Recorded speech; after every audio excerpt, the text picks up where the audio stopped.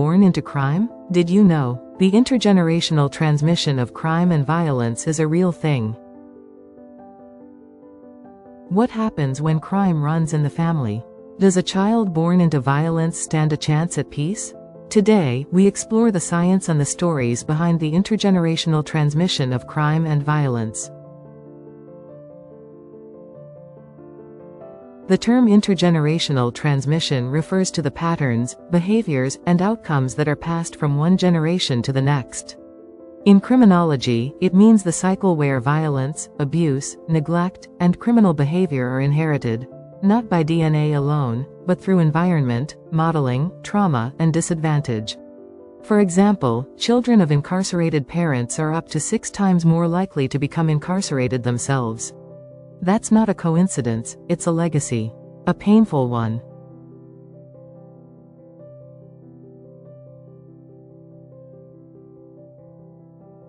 Several theories help explain this cycle. These include social learning theory, which explains that children learn through observation. If a child grows up watching violence being used as problem-solving, it can become normalized and replicated. Then, there's general strain theory. Here, chronic stressors like poverty, family instability, and abuse create emotional strain. Without healthy coping mechanisms, crime becomes a form of adaptation. Next, there's attachment theory, which discusses how disrupted or insecure attachment to caregivers can lead to emotional dysregulation, aggression, and later antisocial behavior. Finally, but certainly not the last theory out there to address this, is a general age-graded theory of crime, which is a life course perspective.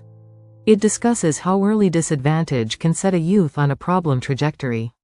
Without key turning points, like strong mentors, education, or stable employment, those trajectories can persist across generations.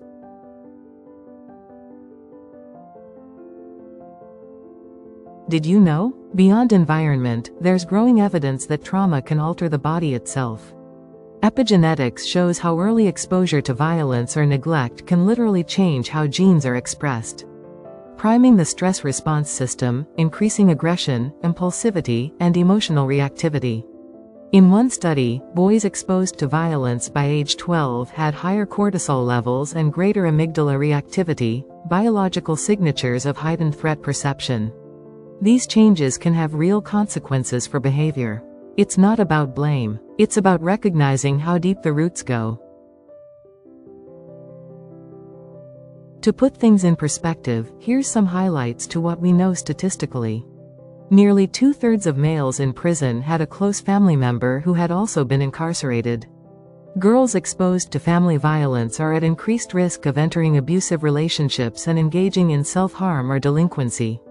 Communities with high rates of violence often lack access to trauma-informed services, keeping the cycle alive.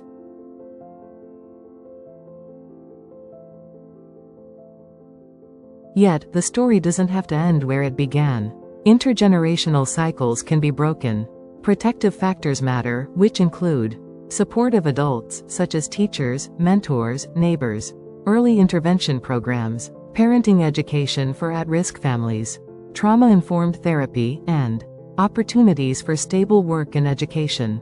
In fact, research shows that even one stable, caring adult can dramatically alter a child's life trajectory. Resilience is real. Redemption is possible. When we talk about crime, we can't ignore the families behind the statistics.